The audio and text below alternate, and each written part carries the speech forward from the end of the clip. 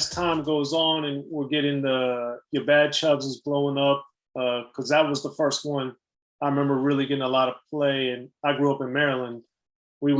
I would hear that on the radio, and then of course Special Ed, I Got It Made, was blowing up on the radio too. So as you started getting some of these songs that were getting beyond New York but getting played in different cities, how did things change for you as a producer, as a person, as a DJ, if at all? No, nothing really changed at all. The CD3, when that record started playing on the radio, and I heard it, I was like, oh man, it was a great feeling to hear something you did on the radio and people liking it. Then, after that, if it was on the radio, I'm like, whatever. I just came with, was always in the studio doing, and just putting beats together. Okay. So if it was on the radio, great. But I didn't, it wasn't like I was in the studio and somebody called me up and said, yo, such and such record that you did is on the radio, and I stopped what I'm doing and turned to the radio station and hear it. It was never that. Okay. Fair enough. So with Special Ed, since he was on Profile Records, and the majority of the other stuff you had done other than Sugar Hill was really on Select. How did that work to get him on Profiles as opposed to Select? Oh, at that point, we didn't want to bring anything else to I didn't want to bring anything else to Select. Why? Because they weren't fair. Okay. Chubb's album, The One, right? 3 #1 hits on rap singles. 3 on Billboard. Guess what I don't have? A gold record? Exactly. They said it never went gold. It never sold. It never sold enough to go gold. Yeah, See what I'm saying? I find that hard. Right. 3 #1 Billboard hits on the same album, and it didn't go gold.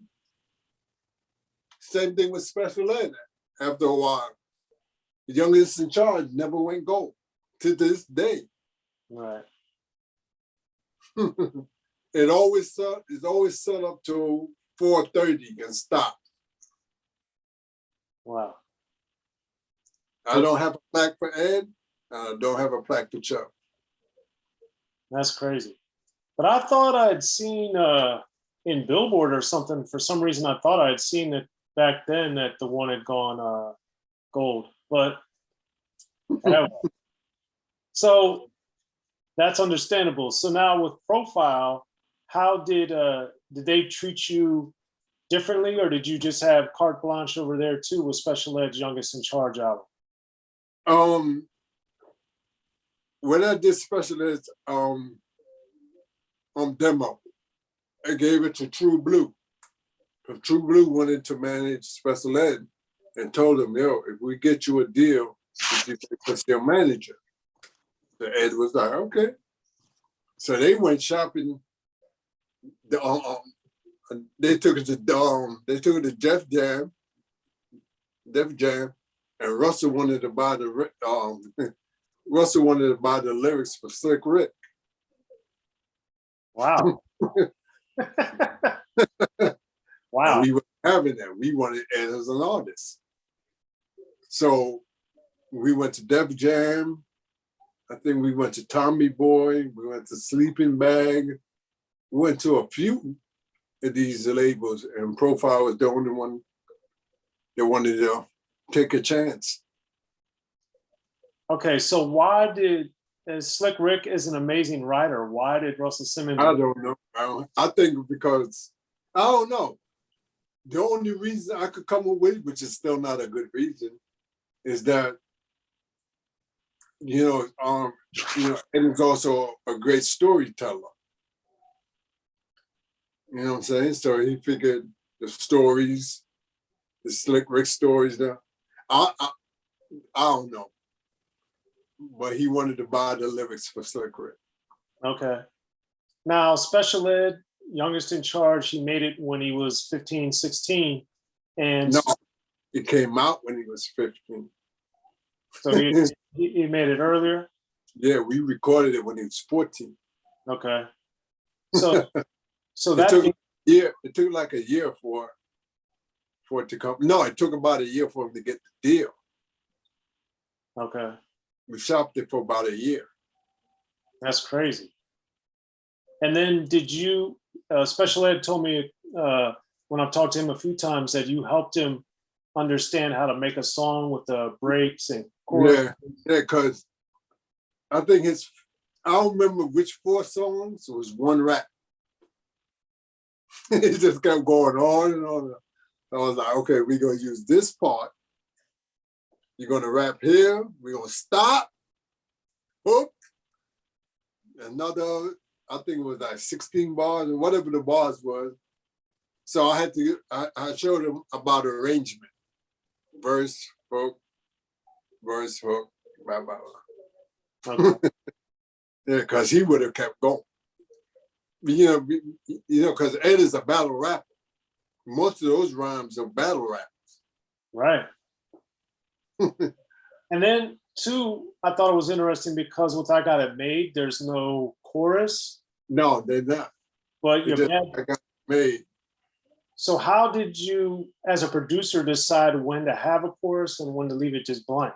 Like instrumental? It all depends on the song and how I'm hearing it and how I'm feeling it.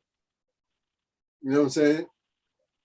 On that song, I felt him ending it with I Got It Made was enough. And it turned out it is, because everybody remember that part. I got it made. You know what I'm saying? Yeah, okay.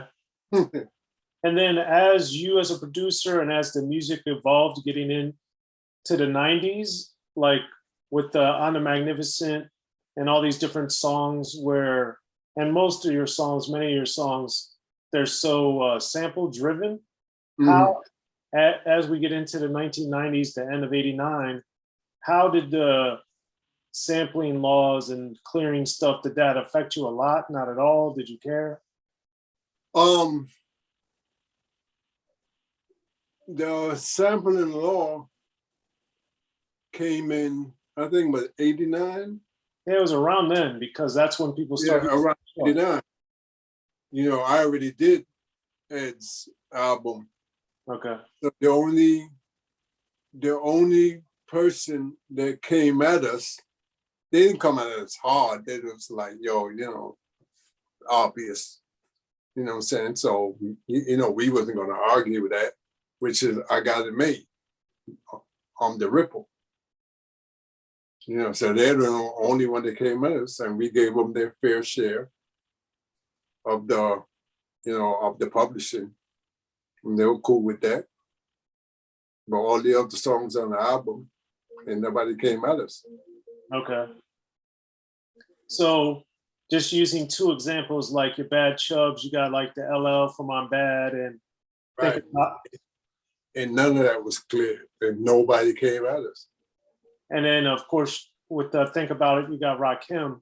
But how did you decide when and who to sample? Was it just stuff you liked? Was it like, oh, I think I could sample this? Like, how did you? No, when I was doing the track, and you know, I wanted to come up with either it was a hook or something that related to what he was rapping about. You know, a song would come to mind. I would check it out to see if it works. If it works, put it in. And that was it. I didn't think about, you know, back then I wasn't thinking about no sample clearance. Nobody was. Right. You know, especially when you sampling another rapper. You know what I'm saying? They're sampling. Like on the PE, rock and roll. That's rock and roll, dude. Right. Right? Yeah. We're not gonna go after PE for that. And that's the original. There's no sample in rock and roll, dude. You know what I'm saying? That's original. That's me, Chubbs, and my daughter's mother, and Dr. Ice saying, rock and roll, dude, rock and roll. Oh, and whatever happened to the Domino dude that was early on with Chubb Rock? I don't know. Him and Chubbs was a group when we did that first song, rock and roll, and it's so hard. I don't know what made them split up.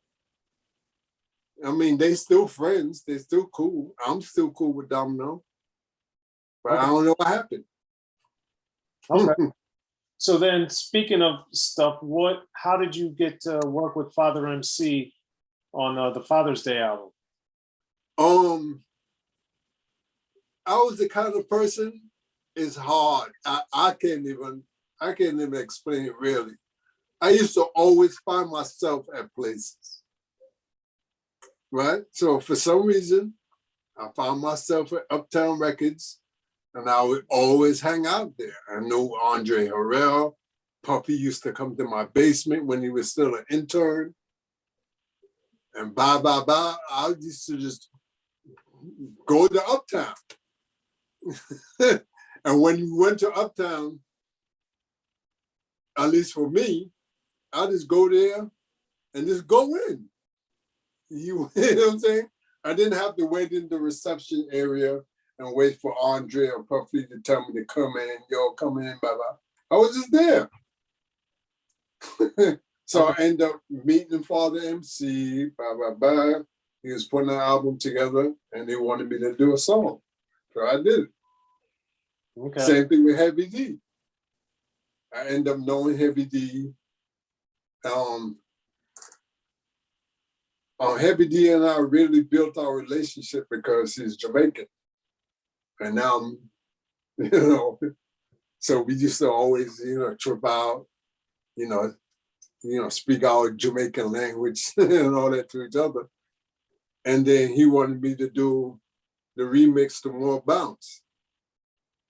So I did that remix. We did it at Eddie Murphy's studio, Bubble Hill in Jersey. And then after that, I did a song for him on Strictly Business. And I think one other one. I did, and Peaceful Journey album.